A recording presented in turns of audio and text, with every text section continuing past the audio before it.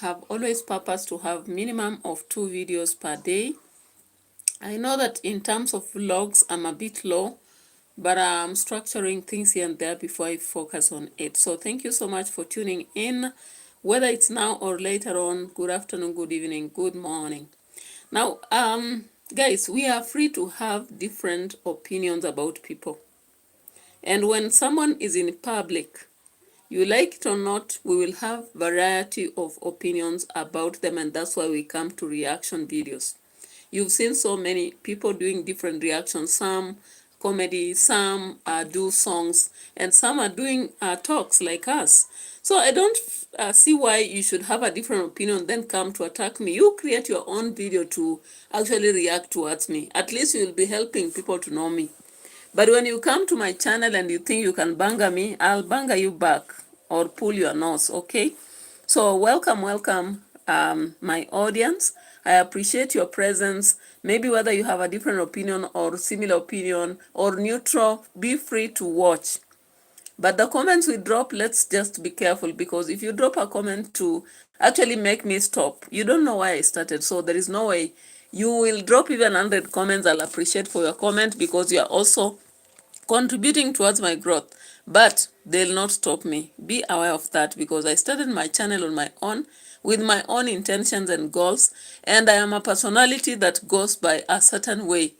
You may brand me a hater or a critic or whatever who doesn't like certain things. It's not out of like or dislike. It's out of sharing what it is, as it is or as I see it. I may be right or wrong, but if you think I'm wrong, just post a video to correct my view. But if you dare say I should respect myself, I don't know what, I don't think that will work, okay? Actually, some of us have gone through Pepe. We've experienced different types of life. We've gone through hell, but we've made it. So forgive us for our audacity. All right, so I want us to go through a political reaction. Of course, Oburu Odinga has been so much hanging onto government, and it's unfortunate that he came up with a video in a live stream, or rather a meeting, indicating that he is going to fully, ask for shares. Now, this is just as what Rigathi did. Maybe people will not accept because this is now ODM. But guys, when you say we are going to go for the shares, what do you mean? And this statement has been said by many people in Kenya, but unfortunately, people give a blind eye to certain individuals while they open an eye. Double standards, I call it, okay? Yeah, so what do I mean? Remember when Rigathi Gachagua talked about shares, he was pulled out of government. But we knew very well, of course, Mudavadi and all those people are in government, including Wetangula, they have their own shares, some of which they have used with their families or friends. But now, let me tell you one thing. When I looked at Oburu Odinga, what I realized is that he is a bit confused, or maybe there is some greed that is leading him, because he's an old person who should have wisdom. However, I'm not seeing that wisdom out there. Now, guys, let's go after it and listen to what he said that looks controversial. And of course, his brother himself said it was not right to say something like that. And you remember it really cost Gachagua. So let's listen to this. Confidently and without shame. We are only demanding our rightful share, which we have been denied for giving them. That is what we are going to do. Unaongea kama mwendo wazimu. Ati sisi tuko na shares. Shares tutaangalia wewe. Kama wewe ukikuwa na sisi ukipiga nini, wewe utakuwa kando kwanza. Ati sisi wale ambao walipiga kura ndio watakuwa mbele huko. Na sio ni kama mzaha wanafanya namna hiyo. My people must get their rightful share. Government is big, we are not taking their shares. So we should not be jealous. Raila Odinga's death on October 15th. All right, guys. So in October, of course, we lost Raila Odinga. And after that, ODM saw it wise to give leadership to Oburu Odinga. But I believe there was a mistake in this kind of choice, because Oburu Odinga is actually using conservative reasoning, and he forgets so fast maybe things that have happened around him, because impeachment process of Gachagua happened as a result of shares. Okay, so I want us to go back to the impeachment process of this guy and just see something here. The Gachagua guy, I don't know whether I'll get it.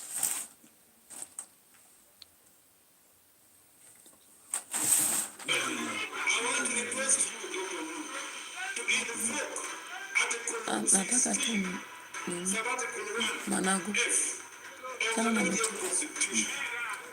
And embark on serious negotiations on behalf of ODM with President William Ruto as leader of UDA. ODM has crossed a line it once swore was unforgivable, and the main man leading that crossing is Dr. Oburu Oginga. Barely months after Raila Odinga's death, ODM is no longer pretending. The party has openly announced it is negotiating government shares with President William Ruto ahead of 2027, not after elections, not through voters, but before. Let that sink in, because this is the same ODM that mocked, condemned, and helped politically execute Rigathi Gachagua for saying Mount Kenya negotiated its share before the 2022 election. That argument followed Gachagua all the way to impeachment. Now, ODM is doing it smoothly, confidently, and without shame. All right, guys, of course people will have a blind eye or begin arguments to favor maybe ODM, but truth be told, the statement that was once reiterated by Rigathi Gachagua and led to his impeachment is the same statement that we have had people like Oscar Sudi, we've had Farouk, and we've finally now had Oburu Odinga using the same statement. Now, if Baba was here, he would say he is talking like a madman. Save us from this, leaders, because when you come up with the table of the shares, it becomes a one inequitable tool that is being used in this country to actually disadvantage some people. However, I would still believe that most people do this secretly, and of course one of the people who does that secretly is our own President Ruto. When you see in terms of allocation of jobs and even government opportunities, he does it considering the shares, but he does not speak about it. If you will have to insinuate anything to do with it, he does it in a very wise way that some people will not see it directly. And is it the better option? I don't think so. I think leaders in Kenya must just learn to deal with citizens and solve their problems equitably from different regions, because Kenyans are Kenyans, no matter where you come from. It doesn't matter whether you voted somebody in or not, because after all, in a government where we have democracy, you expect some people to vote for you while others will not. However, it is contradictory to what we expect around our thought and what happens within our environments. All the way since broad-based government was formed, you've seen that the president has been very keen to push a lot of development in Nyanza. Name Homa Bay, mention Kisumu, talk about Siaya and many other places within Nyanza. Why is this the case? It's because he wants to reassure the people of Nyanza that he is trying all the best to do what he agreed with Baba. Possibly, secretly, they might have agreed about shares, and they might have not talked about it to the public. But Oburu Odinga seems to now come up and indicate or insinuate to the people that ODM has bigger shares than any other, shares that have been denied to them for years. How does it occur with the rest of the people who have nothing gained currently? Anyway, now this is one of the greatest mistakes, and Babu Owino had to talk about it. Now let me see if I'll find something from Babu. But we've heard from Sifuna, we've heard from Winnie, we've heard from Oburu, not Oburu, but Babu. And what they try to indicate is that everything is not fine. Now, Babu says that after Baba, there was Babu. And Bila Babu, Mambo si, there is a statement he says, Mambo hayatakuwa bora. Now, we want to actually look into why recently ODM had to call for a meeting. And of course, that meeting was forcefully placed on them because they were not thinking of it. We've been seeing wrangles for very long, Sifuna versus, I don't know, Junet. We've seen Babu versus Wanga. We've seen all these wrangles, they have been growing up slowly by slowly. And all in all, when I closely look at why the wrangles are growing up in ODM, it's all about the shares, I think. Now, Oburu has had to come up and share openly. Now, let's go to some part of this discussion and listen to something here. So, Babu Wino spoke. There was no procedure whatsoever that was followed, friends, because being converted into a UDA auxiliary, piece by piece, a silent merger. The irony is savage. What we are asking is that a national delegates conference be called with an immediate effect in ODM. There was no procedure whatsoever that was followed in getting the new leadership of ODM in place. So we want to take the top leadership as soon as possible. We want to revamp the party in all parts of this country. Yeah. We respect our elders. But even the Bible says that let no one despise you because you are a youth. As Babu Wino, I always say, baada ya baba ni babu. Na ni babu kwa sababu. Bila babu, tabu. If there are those people who think that ODM cannot produce a presidential material candidate, those are people who are short-sighted. Those are people who are dealers, not leaders. We want to help Kenyans. Kenyans are suffering, and we want to provide alternative leadership. You saw the opinion polls that were recently released. Yes. I should be the party leader of ODM. So let nobody say that, oh, Mara Babu is disrespecting the elders. No. Babu wants to provide leadership in ODM. So Mama Ida will definitely support us. I have no doubt about that. She loves me as her own son. Winnie is my friend. Junior is my friend. Rosemary is my friend. The whole of that family, we are friends. And she will back us. And what all right, guys. So from that conversation that Babu held, you actually understand the wrangle started when the leaders of the ODM party started ignoring some of the people and picked their own. Now, of course, a lot of questions were looming in at the heads of so many people were asking if Baba was 80, was it 80? And the brother is 82. Why would they actually pick somebody who is older than even the former? Would they not have seen somebody younger, maybe Sifuna, Babu, or any other person in the party to be given that leadership? Now you understand the wrangles and even the speeches that we've been hearing from Babu and the Sifuna, among other people in different meetings, is as a result of leadership. And now this leadership, I think ODM people are actually basing on who is supporting the government. And they are hanging on the sling of the broad-based agreement. So they don't want to pick somebody who will be controversial to that. And that is why a lot of individuals in ODM are very uncomfortable when they see Sifuna speaking or Babu speaking. They want to listen to people like Wanga, Junet, among others, while disregarding Sifuna and the rest of them. So what is going to be the way forward? Of course, we saw recently a meeting that involved around 13 people from ODM party, and we want to look at that. So of course, for longest time possible, they have been ignoring to have a meeting. But recently, from a lot of information, including what other reactors like David Wafula have collected, they decided to call for a meeting that held so many people. Now, from the perceived polls, 10% say that Oburu Odinga should be the party leader. 7% say Governor Gladys Wanga. 4% say James Orengo. 2% say Opio Wandai.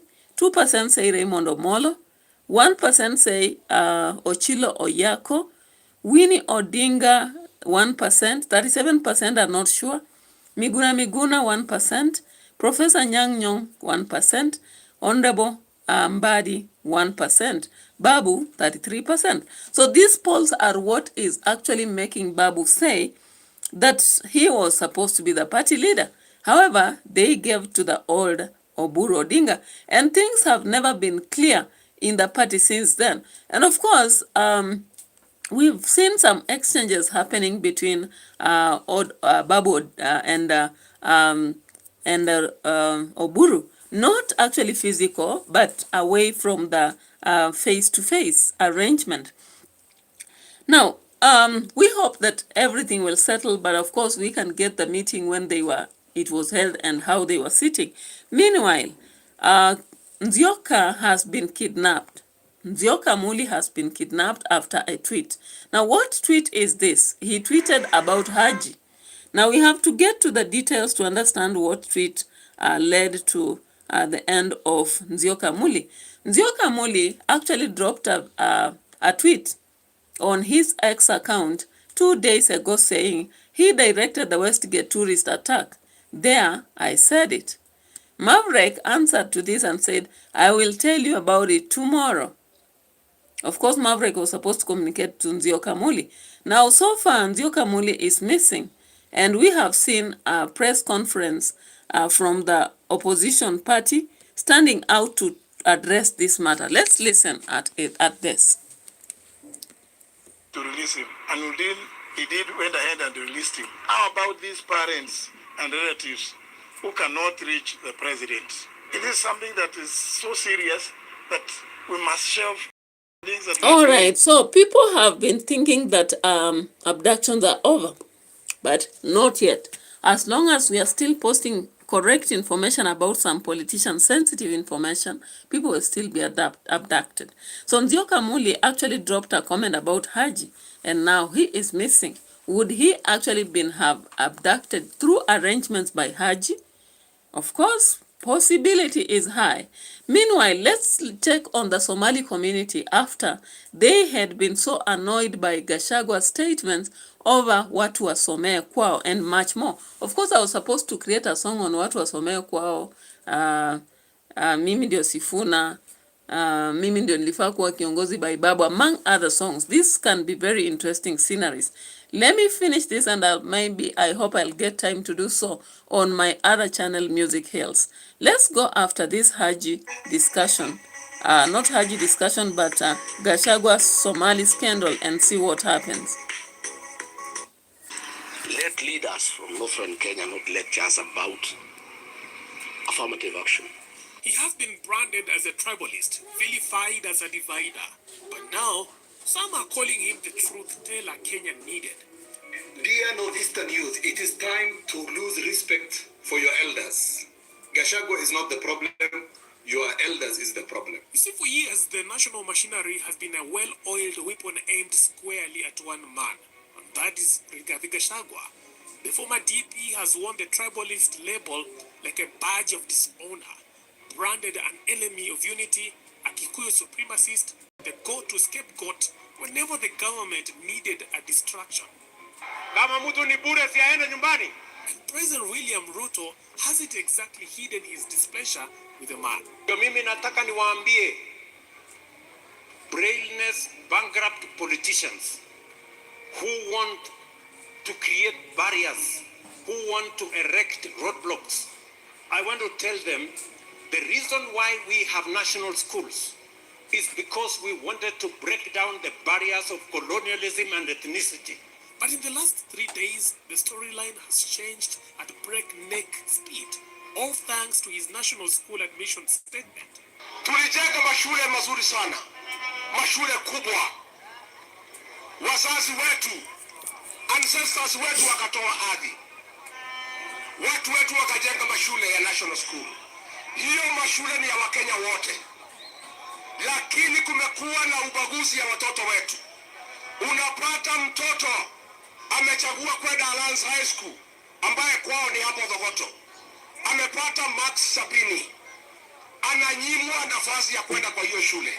Mtoto wa area ingine ako na max 40, anapata admission kwa hiyo shule.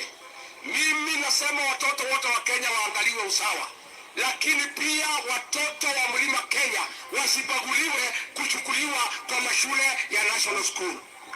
Nitaiwilania hata watoto wetu, those who are qualified from this region to join national schools, to be considered alongside other children from the rest of Kenya. But it cannot be.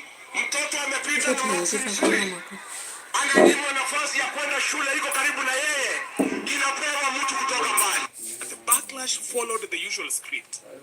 Northern Kenyan leaders, always quick to reach for their marginalization card, stormed press conferences and recast Gachagua's remarks as a tribal attack on their people, even though he didn't mention anybody.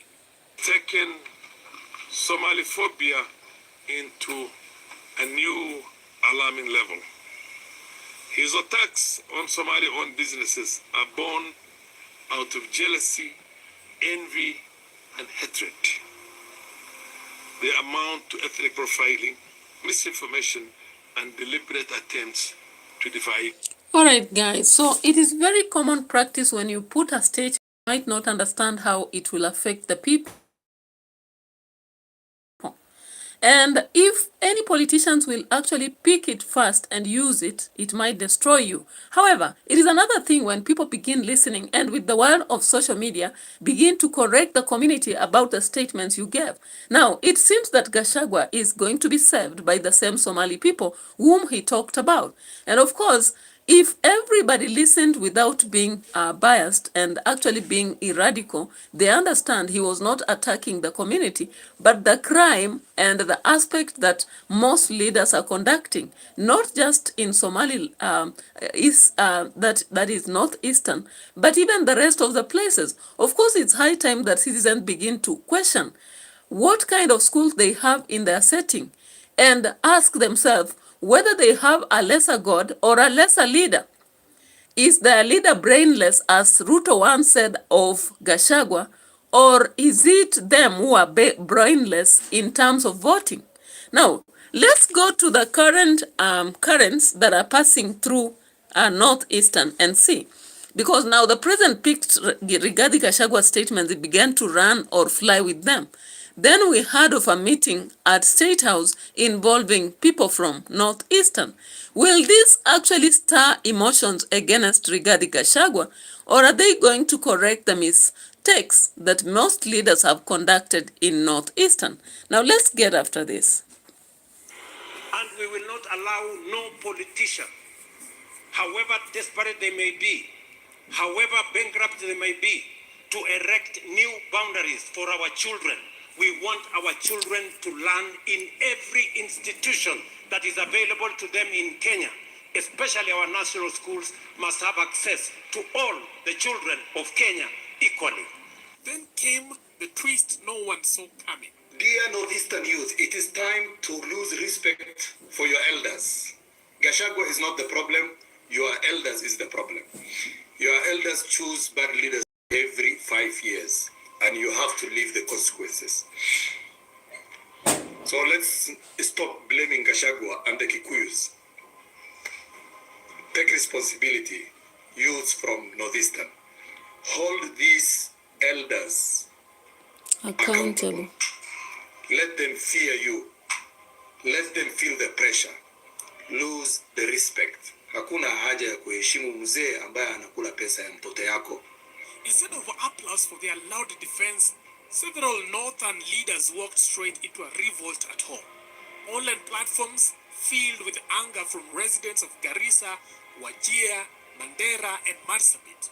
Many openly accusing their own leaders of betrayal and waste. Hawa wazee ni wezi kama hao viongozi wenu. Wote wako kwa the same WhatsApp group.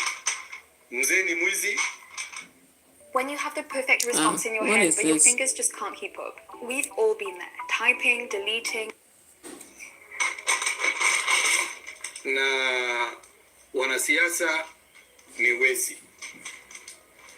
For you to fix this bad leadership, you have to fix your elders. Ama namna gani? Time to lose respect. Have a lovely night. Bye-bye. Now, the most cutting intervention came from senior counsel and public commentator Ahmed Nasir, whose remarks spread quickly. He described Rigathi Gachagua as an unapologetic Kikuyu supremacist and a top-tier tribalist. Then delivered the twist. On northern leadership, he said Gachagua was right. He accused the region's leaders of looting public funds and investing them in Nairobi, failing to account for close to 1 trillion Kenyan shillings sent to the region since devolution in 2013, and presiding over counties with little to show in schools, hospitals, or lasting public institutions. He went further, calling out misused CDF funds and leaders who have effectively relocated their lives to Nairobi, leaving behind voters trapped in poverty and neglect. On social media, Kenyans from northeastern followed through with open rebellion against their leaders. Some warned that 2027 will be a reckoning.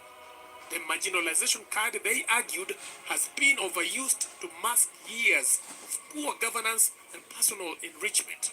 In other words, sympathy had run out. Alo, tunawaambia nini leo? Alo, alafu tumekuja na message nyingine to the people of Northeastern. Tunaona mambo imechemuka pale, wacha tuchemushe kabisa. DCP party leader Gachagua ameongea ukweli. Hakuna uongo iko hapo. Ndio hiyo. Don't call him sijui mambo. Ni ukweli inaendelea. Ndio hiyo sasa. Na rais pia alisema, usiangalie mtu sura yake, nywele yake, ama nguo ambayo amevaa. Kama hujafanya kazi ya maendeleo kwako, side time fuck you bro. Sawa? Maana kino this not on afeseka. Watu wameumia. Hatuna hospitali, tuna nini? Hatuna mashule za maana. Na tunatengeneza ma estate na hizo zingine mnajua mtazitaja tu hapo chini. Na mtaona watu wengine wataanza kumtukana hii. Mimi siegemei mrengo wote wa kisiasa, lakini naongea ukweli. Ongea ukweli. Huku Northeastern tunateseka. Sometimes tuna feel hata ni kama hatu yuko Kenya. Ukweli isemu. It's high time for a change. Sawa? Na hiyo change naanza na mimi na wewe. Wala ndo siku zote. Gachagua sensed momentum and pressed harder in Nyeri. He brushed off the affirmative action lectures and went straight for the record. Let leaders from northern Kenya not lecture us about affirmative action. Devolution has been in place since 2013, and leaders from those regions. Yeah, so of course this is a discussion that is very fundamental, not just to Northeastern, but every other region in Kenya. If the young people look at development records and what the leaders have actually done on their personal lives, then they'll understand why it's important to listen to what Gachagua is saying. Gachagua might sound tribal. He might sound irrational. But then, if people will not listen to him, they are going to regret in the forthcoming years, because no one will ever address this truth. There are very few people like Sifuna, Babu, and Gachagua who will actually tell us that, or put to the light what is happening with the leaders. If a leader actually squanders 80% or 90% and brings to the community 10% of what has been collected in the national kitty, that is a very evil undoing for the people. Because there is no way the roads will develop, markets, talk about even those schools and hospitals, they'll never develop. But this person will develop and have his entire generation relocate to somewhere else. And therefore, the truth about what Gachagua said be said, that he was defending not just himself, but the Kenyan citizens at large. Now, by coming up with that kind of whistleblower, that is what we require from ODM. ODM should just be a party that comes out and says truth about what is happening in the nation. However, you understand, since it joined hands with broad-based government, it happens that they'll not talk about it because they feel they are part of the government. They are part of the undoing. They are part of the weakness. It is only wise that when these leaders speak, we only pick what they are saying to understand the phenomenon around us. Let us not politicize and make matters look like we are being attacked at tribal level, at regional level, before we really go deeper and see the truth beyond the truth that these leaders are trying to give to us. Now, how many of you from other regions away from Northeastern analyzed what your leaders have done? Have you checked the records of your governors, what they have done for you versus the money they have received for the past moments since the devolution? Have you also checked into their personal lives and seen what they are doing for themselves and their families against what they are doing for the society? How can someone loot so much and do for their families 80% while leaving to the citizens 10%, and then 10% that is remaining is used for them in their own squandering? It is a very wrong end, and therefore it is this time that I urge the young people, especially because I know our parents might not reason like us, but it's high time that even as we listen to these parties, let us pick what can help us. Let us pick what can inform us without even caring which party they belong to. It might be Sifuna speaking something today, Gachagua tomorrow, maybe Matiang tomorrow. Let us speak the truth that they say without having closed our minds and wanting to defend the government with no reason, because the government is always formed by different parties all the years. We've seen different governments coming in and going away. What matters more to us is what they leave behind, the legacy they leave behind. Have they improved schools? Have they improved salaries? Have they improved roads? Have they reduced prices of goods? Have they offered us better opportunities than what we had yesterday? That is what actually matters. Now let's get to understand something else here. Of course, we've already put to spotlight Nzioka Moli's disappearance after talking about Hajj.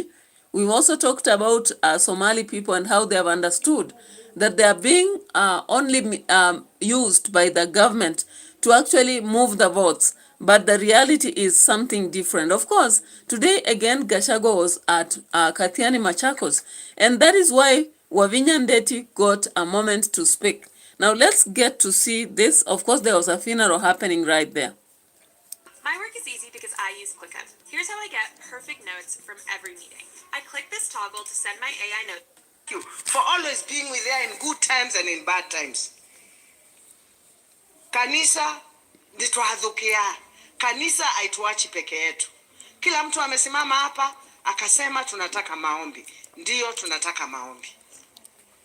Tunataka maombi. Na kuna kitu imenishangaza sana. Kuna watu wanataka makanisa tofauti wapigane, ama kabila tofauti different tribes waanze kupigana. Sasa huyu ni mtu na muone mbali. Mimi nataka muone mbali sana. Ebu oneni mbali. Huyu ni mtu anataka kuanza vita ya Waislamu na Wakristo. Where there is smoke, there is fire. Kuanzisha hivi one stick ya matchbox inaweza kuhakisha forest mzima. Tuangalie, na sisi kama Wakenya tukue werevu sana. Tusikubali mtu anakuja kufanya wale watu wameishi pamoja, wakaishi na amani, Wakristo na Waislamu na Wahindu, hata Buddhist na wale wengine wote, sisi tumeishi Kenya na amani. Kama nataka kupiga siasa yako, piga siasa yako. Ndiye ndo nena na obweba. Ntakwate ania. Ona kaunti nena na. Kyo mwezi ni museo. Kembe wendo, kama unataka kupiga siasa zako, za below the belt, tafadhali wacha. Kenya, I was there in 2007. 2008. Nilikuwa hapo. Mulinichagua nikiwa mbunge mdogo sana. I was one of the youngest members of parliament. Ile vita niliona Kenya, singependa tena kuona hiyo vita. Na ilianza tu hivi, inaanza huyu hii wanaleta huyu Muislamu, sijui Mkristo, unatuma huyu anafanya hii, unatuma hii kabila, inaanza kuenda kuchokoza ile kabila ingine. Everyone in this country should be free kuenda mahali anataka kuenda kuomba nini? Kura. Mimi nimeshangaa sana, jana nimefungua Facebook, naona Rigiji amevaa hata nilishangaa alikuwa Vietnam ama wazi in a war zone. It is very wrong kwa nchi yako, yani usukumwe uanze hata kuvaa vitu kama hizo ulikuwa umevaa. Wajamani, this is our country and we love our country very much. It is a democratic country. Kila mtu awachwe atembee hii nchi, aende aombe kura mahali anataka kuomba kura. Maneno kama hayo hatutaki. Najua mumeambiwa mambo mingi. Ningependa kuambia tu story moja. Donkey Engoi. A donkey ilisimama na tiger. Donkey kaambia tiger, hii nyasi ni blue. Na yeye tiger akamwambia, wewe Ngoi, wewe donkey, hii nyasi ni nini? Ni green. Sasa hao wawili wakaanza kuargue. A tiger is a very powerful animal, si ndio? Tiger is very powerful. Ana argue na Ngoi. Ana argue na nini? Ngoi. Na obo na punda. Ana argue na nini? Na punda. Punda vile anafanyaga mdomo yake hivi, anamwambia, punda anamwambia, hii nyasi wewe, hii nyasi ni nini? Ni blue. Ni blue. Na yeye tiger ng'ang'anete, bawe hapana, the grass is green. Wakasema twende kwa king. Na mfalme ni lion. Wakaenda. Punda akakimbia mbele kwa mfalme. Akamwambia mfalme, unajua mimi namwambia huyu tiger hii nyasi ni blue na yeye anasema ni green. Wewe unafikiriaje? King, si nyasi ni blue. Simba akasema ndio, nyasi ni nini? Ni blue. Alafu punda akamwambia nini? Akamwambia king, you must punish. Lazima upunish nini? Tiger. Kwa sababu sasa umeamua nyasi ni ya nini? Ya blue. Ni ya blue, sio ya nini? Sio ya green. Sasa punda akafanya nini? Akatoka hapo kama amefurahi sana, amekimbia, ameshinda nani? Tiger. Tiger akamuuliza, Tiger akabaki hapo, akauliza king, wewe king, hebu nikuulize, unajua vizuri, wewe hebu nikuulize king, nyasi ni rangi gani? Simba akamwambia ni green. Na sasa tiger akamuuliza simba, wewe mbona unataka kunipunish? Why do you Balea alipanishiwa kabla hajamuuliza alimpunish. Akamwambia, sasa wewe tiger, kwa sababu punda amesema ni kupunish, I must punish you. Miaka 5 bila kufanya nini? Kuongea. Miaka 5, punishment yako ni miaka 5 bila nini? Kuongea. Tiger akaambiwa hivyo. Sasa akauliza king, why do you want to punish me? Unataka kunipunish kwa nini? Na umeniambia saa hii nyasi ni nini? Ni green. Akamwambia, you know, I do not expect a powerful animal like you, full of integrity, full of nini? Strength, kuargue na nini? Na punda. That is why I've punished you for 5 years to keep quiet. What am I trying to tell you? Some of these people, let us not argue with them. Can you tell if this was made by WAVINYA NDETI. So WAVINYA NDETI says the answer is in silence. Really?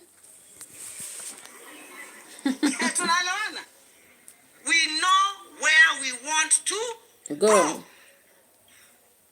If somebody tells you you're green, if you're not green, let us focus on what we are going to do for these people. And I know, sisi, tuko na mambo mazuri yale tutafanyia wa Kenya. Let us walk on that road. We tell Kenyans, So at Ukambani, of course, it was not just Wavinya Ndeti who spoke, but there was also this leader known as Kavindu. Senator Kavindu also spoke, and let's listen a bit to that before we come back to something else.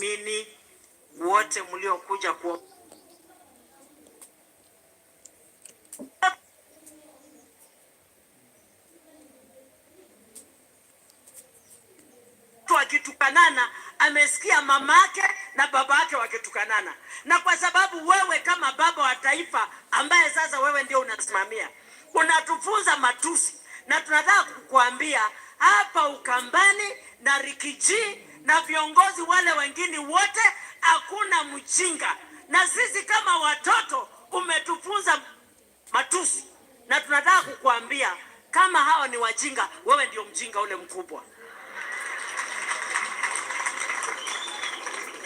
Ya pili, tunataka kusema hivi, hospitali zetu hazina madawa.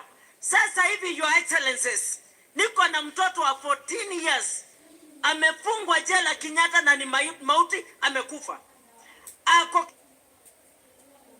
Wazazi wake wananipigia simu wakitaka tufanye mchango tukatoe ule mtoto pale. Amedaiwa milioni 4. Sasa sisi tunaenda ni wapi huko anasema?